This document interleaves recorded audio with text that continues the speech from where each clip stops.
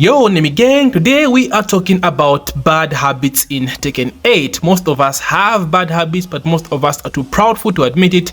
Some of us may have bad habits but not even realize it. So in this video, we are going to talk about 5 common bad habits that you might have, that you might not even realize. And yeah, just hopefully help you out and stop doing these on a regular basis. So let's get right into it. Okay, so number 1 is backdashing after throwing out a move that's -9 on block. So this is more of a tip than it is a bad habit that you might have, because most people don't really know about this. So if you didn't know, the backdash actually has certain frames of vulnerability, about 1 to 2 frames. There are certain instances where you're backdashing, or let's say you're Korean backdashing and you get hit and you're like, bro, I was blocking, how did I get hit? This reminds me of Paul in Tekken 7 with his Rage Drive Death Fist. People used to complain about this move. For some reason, they always found themselves getting hit by this goddamn move. Well, that's because of the backdash's vulnerability. There are frames, like I said, it's a bit, you can be a bit vulnerable for about 1 to 2 frames. I'm not really sure how many frames exactly. You know, once in a while, you will get hit by random stuff, and this might be as a reason to why. So if you throw out a move that's -9 on block and immediately backdash, your opponent can actually punish you for that with jabs, right? Like, I don't know why, but it just happens. So for example, this Leroy here, the CPU, is throwing out a back 4, and the back 4 is -9 on block. I'm playing Lars here. If I go for 2-1 after the Leroy presses back 4, I get it as a punish. Even if I just jab afterwards, I get it as a punish. So instead of backdashing after throwing out a move that's -9 on block, just block, like just hold back. This will save you so many times and you won't lose unnecessary damage. Now I say this becomes a habit or a bad habit because you're so used to always backdashing in Tekken. Like, I know it's a thing because backdash is very strong, so you're just backdashing all the time. But in this case, it's better to block so that you don't lose out any damage. Number 2, this one is pretty basic, but the over-reliance of hit engager power crushes. Now I know these moves are very strong, one might even say they are broken, but guys, don't keep on spamming your power crush hit engagers. Like, for the love of God, this is more so at the mid to lower ranks. People love to spam these moves. Like, bro, these moves are so bad at high level, right? If they can see it coming, you're gonna get yourself killed. Mostly the safe high power crush hit engagers like Victor's back 1+2. Like, this is a very strong move, don't get me wrong. The range is sick, the startup is amazing, but it's a high, and mostly sidestep duck is very effective against these moves. These moves are very linear, so this applies to Victor, this applies to Asuka, this applies to Arizona, Eddie. Basically every power crush high safe hit engager is very linear. Sidestep duck, sidestep basic sidestep easily beats his stuff. So stop the habit of always using your power crush as your go-to defensive option. You can move, guys, you can backdash, you have counter hit tools, you have the one jab, you have so many other safer defensive 2 options other than the power crush hit engager. Like, it's strong, but just hold the trigger. The secret is to be very unpredictable with this move. One player that utilizes very well is Pakistan's Farzin. Farzin is a Victor main, and he uses the power crush hit engager very well, like very unpredictable, and that's who you need to watch to understand what I'm trying to say. So again, stop the habit of spamming your power crush hit engagers. They are strong, but at high level, you will get cooked if you're being too predictable. Number 3, stop punishing every single move with jabs or while standing 4. Now what I mean by this is, as we all know, certain moves in Tekken comes with different risks. There are moves that are launch punishable on block, and there are moves that are jab punishable. Technically, they can't be launched even though they are unsafe. They're relatively punishable. We've all seen the Kazuya meme where Kazuya mains can't launch punish a -15 move on block, and they always go for 1-1-2 as a punish. Like, let's be honest, Kazuya mains, how many of you are doing an EWGF punish after -15 on block? Like, if you can, bro, I commend you for that, but that's actually hard. It's hard. Now, punishment is one of the most free damage you can get in this game, and doing wrong punishers is just a huge disadvantage for you. So let's say low, for example, down to 3. Down to 3 is launch punishable, -15 on block, so you must always launch this. Now they do say getting a punish is better than no punish at all. But in some situations, guys, especially moves that are launch punishable, you're better off learning how to launch this particular move. What that means is spending time in punishment training. Get your ass back in punishment training, train that brain of yours, train your reflexes, and try by all means to get those punishers off. Like getting 1-1-2 from lows down to 3 just sucks. Like when you land this, it hurts, because that 20 damage you've dealt could have been over 80 damage with, let's say, hit, right? So it's a horrible habit. It's a horrible habit. And spend time in punishment training, get your bearings together, guys. I know punishment training is looked down on, especially for like pros or high level players, but it's very good to just train that brain and train those reflexes to get consistent punishers and the right punishers all the time.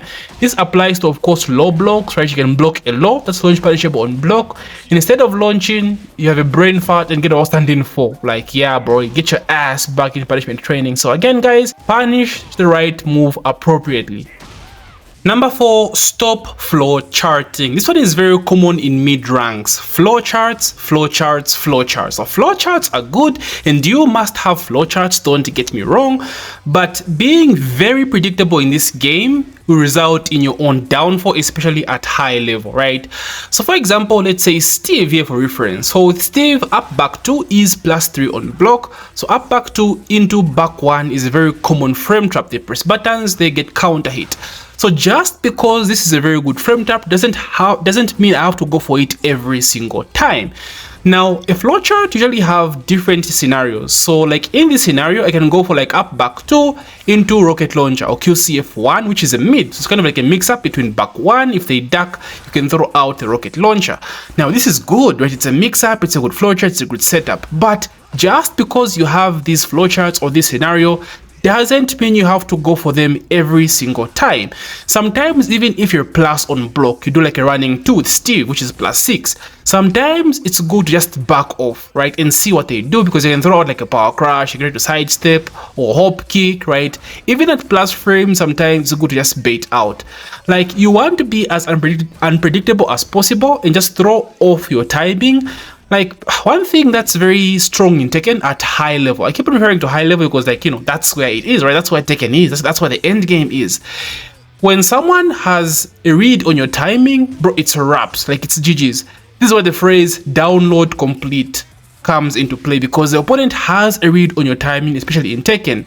They'll be getting a bunch of low parries on you, a bunch of blocks, a bunch of side steps. It's because you keep on throwing the same flowcharts, the same setups and frame traps without utilizing movements and trying to throw off your opponent's timing. So guys, don't always use your flowcharts. Flowcharts are good, yes, you must have them, but it's good to just sometimes back away. Even if you're plus, back away, see what they do.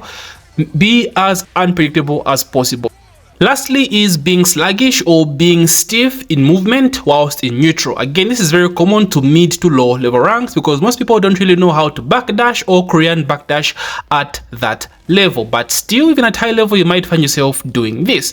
So what this means is, if you're just holding back, you know, a single backdash here and there, holding back a small side step here and there, you throw out some jabs, you block again, you look very stiff, you look very sluggish, and most importantly, you look very welcoming.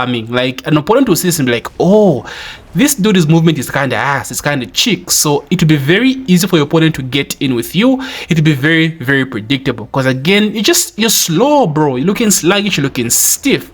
And the good thing about always backdashing, right, moving quickly, side steps here, you know, Korean backdash or like a backdash in general, even just a basic backdash, right, backdash or back, side step cancel, back, side step cancel, back, it's very good because you want to cover as much space as possible between you and your opponent and not let them get in for free against you. So stiffness is very bad. It's a very bad habit, bro. Like grinding ranks, bro. Like, I remember being low level ranks. Of course, grinding the high level rank, you have to go through everyone. In fighting low level players, but like, you throw out a move, then they hold back, like mid screen or like mid range, you throw out a move, they hold back. Like, bro, you're just holding back, you're waiting for me to come, then okay, I'm gonna come at you. And in Tekken, bro, you all know aggressive is king. So you're letting me be aggressive, then it's gonna be hell for you. So this is something that you might do a lot. And boys, please don't be sluggish in your movement. Try by all means to at least implement some backdashes here and there, or learn how to do a basic backdash. This will be very important to help you improve a lot. So now, how can you tell if you have some of these bad habits? So I've covered this, of course, in one of my videos. Watch your replays back. This is very important. Most people don't really understand just how important it is to watch back your replays. There's a reason why coaching at high level is very important, because you playing the game is very different from you watching the game. When you watch the game, it's very easy to see what someone did wrong. But when you're playing the game, bro, there are things you'll be missing that you won't be able to tell. So when someone comes to you and says, bro, why are you not punishing, bro? That move is -15. So instead of using back 1-2 with Kazuya, just EWGF, or at least throw out down forward 1-4. You know, stuff like that. So it's very important to watch back your replays and see if you have some of these patterns or some of these bad habits that you keep repeating. And that's why the reason why you're hard stuck forging, right? You're hard stuck raging. Maybe it's because you're doing wrong punishers. You're not utilizing your movement correctly and being too predictable. So stuff like this. Watch back your replays and try to figure out patterns and bad habits that you might be doing. So that's really what I wanted to talk about. This is only 5 tips. I can do a lot more. I have done 2 other different videos where I cover a lot more tips. I didn't want it to kind of, you know, mix and match with the other videos because it might be redundant, because it's basically the same thing. So if you want a bit more tips, please check out my other videos. I'll leave the link in the description as well. So anyway, thank you so much, guys. If you made this far, please don't forget to hit that like button and subscribe if you're new.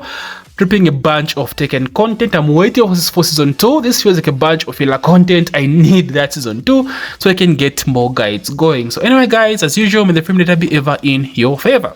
GG.